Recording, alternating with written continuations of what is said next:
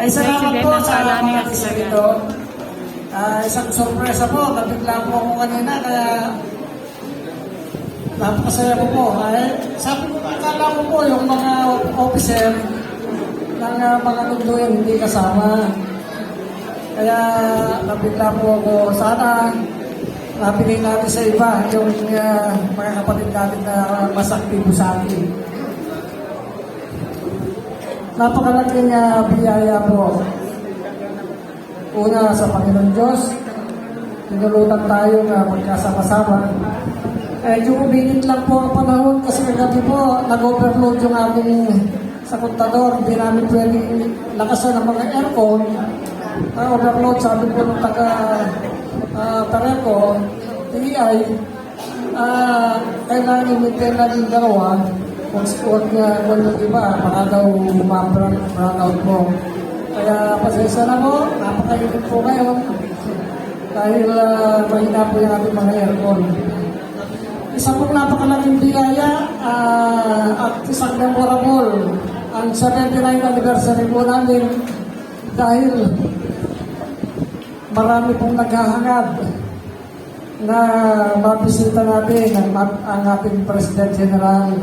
Napakarami po niya appointment na pinupuntahan. Binigyan tayo ng pagkakataon sa pong karangalan para sa amin. Kami po dalawa, ang bago natin Chairman of the Board, Vice President, na nakasama po natin kayo sa ating pagpapasalamat. Maraming salamat po sa inyo lahat, mga nanggaling pa sa Isabela, sa ibang lugar. At tinatanong po sa akin ni Sister Johnny kung pupunta ako ng Isabela dahil hindi din nakikita ng misis ko, kala niya hindi na makakapunta doon.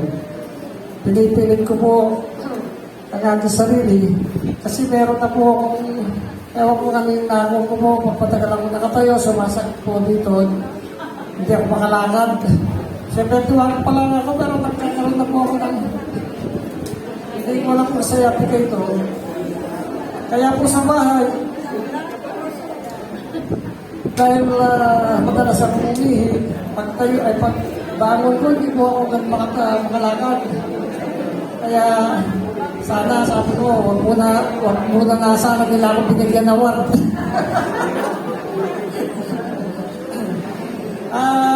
Muli po, salamat po sa inyo lahat. Napakasaya po namin. Napaka-memorable po ang 79th anniversary ng Alam na Sulagan.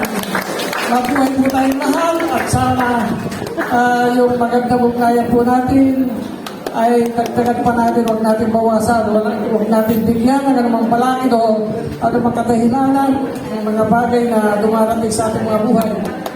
Ang pagsubok ay dumarating sa atin, subalit alam natin natin po ang Panginoon Diyos na kinakabayan tayo, inaalalayan tayo at binibigyan tayo pagkakataon upang mapagpatuloy po natin ang ating tungkulin.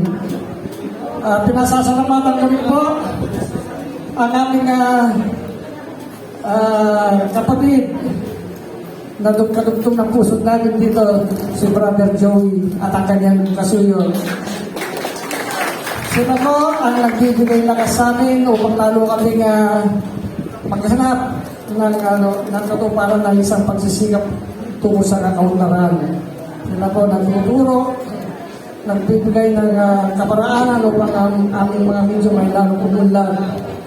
At kami rin bilang isang namumuno ay tinuturuan po kami upang mamuno kami ng puno ng pagsisikap at magandang ugnayan sa amin lahat. Maraming salamat po sa inyo lahat. Sa mga gumanak po, sa mga natungkulin, mga medyo, salamat po at sana ang biyaya ng Panginoon Diyos ay sumati. Salamat po. Magandang hapon po sa inyo lahat. Maraming salamat po. Muli po, amin po pinasas